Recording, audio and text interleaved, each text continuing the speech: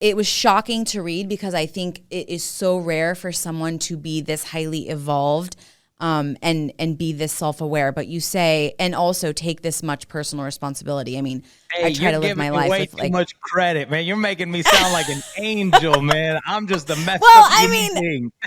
yes, you are an imperfect human like the rest of us. But I appreciate one of that, the things you said on Instagram is you talk about how your wife left you and you don't blame her because you weren't being a man she should have stayed for.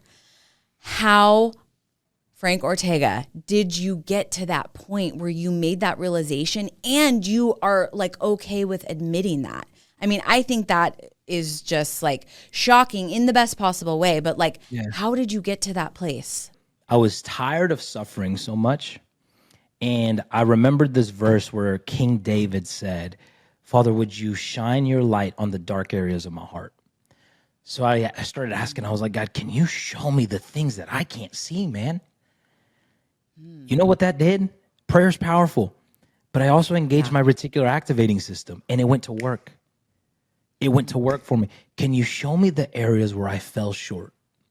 Can you show me the areas where I need to grow in? Right? Because the fact of the matter is, I don't think it really matters who you are. If you're showing up as like in A1 position and you're just killing the game, no one's going to want to leave you. They're going to try and do whatever they can to try and stay in your life.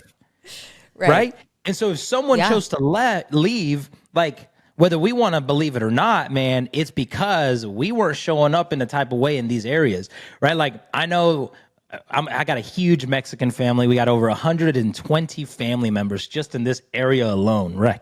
Oh, Like that sounds fun. The whole street I live in, it's called Melody Lane, but we call it Mexican Lane because my whole family has just like taken over it. And on Christmas, certain family members take certain things to eat. And I remember when one aunt moved to Mexico, right? And she was no longer at our family Christmases. And she made the best, what we call chile colorado, that I've ever had. So freaking good. And guess what? I noticed when she was gone. Because of what she brought to the table. Yeah. And so for me, it was, God, what am I not bringing to the table? What am I not bringing to the table? What was I not bringing? How could I? And then I start seeing it all, and it was painful. And I just remember buckling down and just bawling and just being like, God, like, I don't want to be that type of man anymore. But the first step to transformation is awareness. And so it was gaining that awareness and then just like not holding it against them anymore. And that gave me the freedom to like step into like who I am today and become an individual that I'm extremely proud of who I am.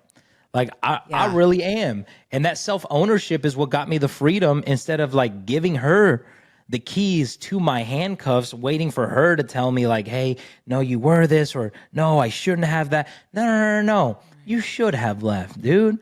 You should have. I was pretty darn pathetic in that season, right? Like I wasn't showing up in this specific way. All I was a provider, dude. I didn't lead you spiritually.